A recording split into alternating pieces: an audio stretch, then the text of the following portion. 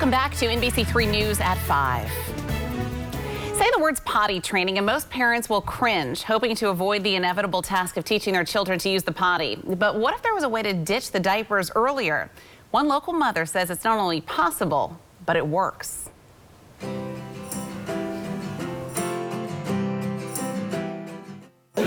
And most of it for us was just luck. For toddlers, their first few years of life are filled with exploration, learning to interact with other children and developing skills on their own. And when it comes time for potty training, there's a big learning curve for parents too, like Lauren Wojciechowski, who's meeting up with other moms to learn about potty training from birth. I think it's a great idea, and I think that it's just a better way to get them used to the potty earlier so that they become comfortable with it. So in the moment, it seems like really intense and very Leading up the class on this unique potty training technique is Emily Polikoff of Fayetteville. She's a certified potty coach who helps parents and kids navigate the sometimes stressful world of toilet training. Okay. Well, I have to. It's a concept called elimination communication, one she started with her own children at home. I love kids, and I just want to help other parents make it as fun and easy as possible. Polikoff says 1.5 to 2.5 years old is usually the best window for actual potty training. But the process, she says, can start much sooner than you might think. The earlier you can start helping them know that there is another option, the easier potty training will be. Parents can start by watching their baby, looking for signs they have to go. This is a smaller potty that's great for littler kids, especially on the go. Hold them over a potty or a cloth. Then use noises to give your baby the cue to go. You can make a little sound like psst for pee, or some people click or grunt for poop, and they build that association between being held and hearing the sound. Polikoff admits it seemed a little strange at first, but she's seen success with both of her children.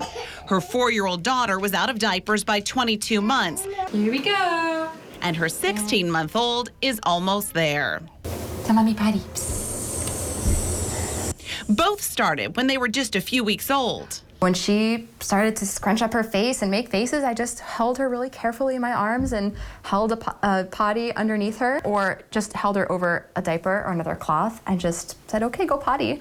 Polikoff says your baby won't necessarily understand what you're saying, but holding them in that position can actually teach them more than you think. And it should be on their schedule, and it is. Dr. Marcus Rivera is a pediatric gastroenterologist with Upstate University Hospital and says whatever age parents decide to start the process and whichever technique they use, they should plan on being patient. I think there's a tendency to think it's going to be a little easier than it really ends up being. Some signs to watch out for: children pulling at their diaper, sitting uncomfortably, or hiding. He says rewards like stickers or candy work well, and he warns parents it won't happen overnight. I'm telling them to just be calm, to create a positive environment, and to really sort of reward if possible, but to be patient. It takes a time. Who's this? Dicky. Who's that? Didi. Bird.